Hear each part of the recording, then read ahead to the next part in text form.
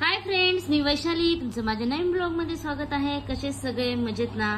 आता दिवाळीचा फराळ खाऊन खाऊन गोड खूप कंटाळा आला, तर काल बनवली ती इडली। तर आता ही इडली आहे उरलेली, त्याचं करायचं काय? तर आता मस्त याला आपण फ्राय करूया इडलीला। तर चला सर्वप्रथम आपण ही इडली कटिंग करून घेऊया। मित्रांनो, याला कटिंग करून घेऊया।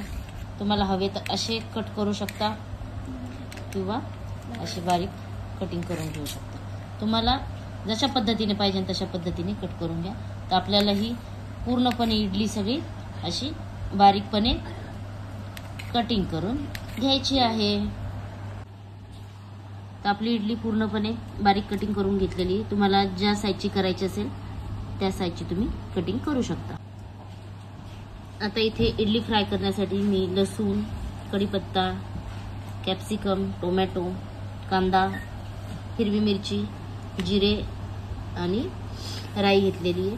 आता आपण याला कटिंग करून घेऊया।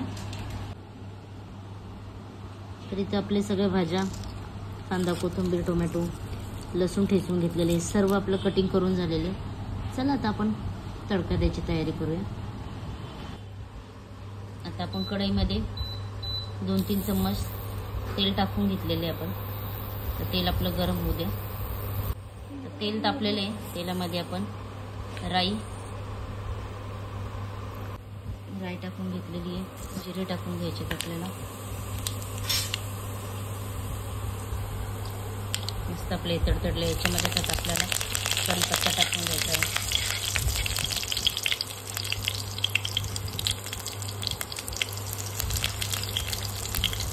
त्याच्यासोबतच आपल्याला मिरची याच्यात टाकून घ्यायची। मस्त थोडीशी फ्राय झाली।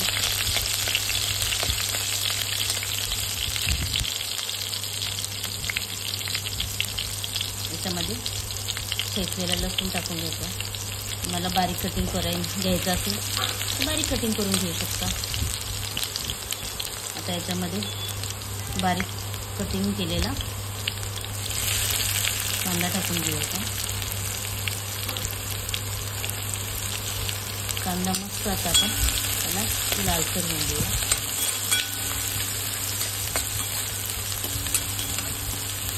इडली फक्त नुसती तेल टाकून पण फ्राय केली तर कुरकुरीत छानच लागते। मी असं हे रेसिपी नेहमी करत असते, तर बोललं चला तुमच्याशी मित्रांनो शेअर करूया। पाहू शकता आपला कांद्याचा कलर चेंज झालेला आहे। आता त्याच्यामध्ये आपण बारीक कटिंग केलेली कॅप्सिकम टाकलेली आहे।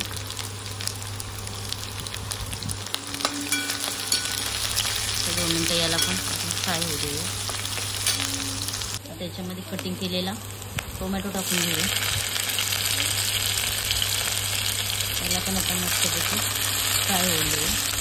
याच्यामध्ये आता चवीनुसार मीठ टाकूया, कारण आपल्या इडलीमध्ये मीठ आहे त्याच्यामध्ये। याच्यामुळे आपल्याला थोडंसंच मीठ टाकायचं चवीपुरतं फक्त, कारण आपल्या ह्या भाज्या आहेत ना, आता होऊन जाईल खारट।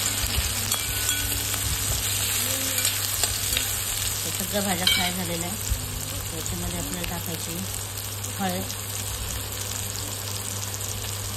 थोडीशी लाल मिरची पावडर टाकते, कारण की याच्यामध्ये मिरची मी कटिंग करून टाकलेली आहे। लहान मुलं खाणार नाही। त्याच्यामध्ये आपण कटिंग केलेली इडली टाकून घेऊया।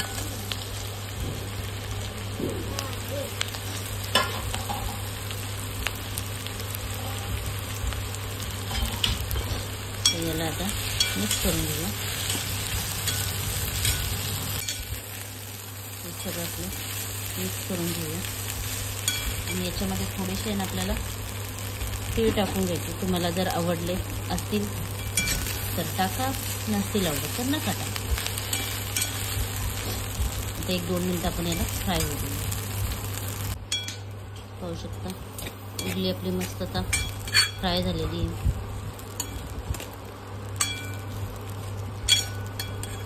मित्रांनो, अशी खरंच तुम्ही नक्की एकदा ट्राय करा। लहान मुलं खूपच आवडीने खातात। तुम्हाला वाटलं त्याच्यात भरपूर मसाले टाकायचे असतील तर टाकू शकता, मॅगी मसाला वगैरे, त्याने पण खूप छान लागते।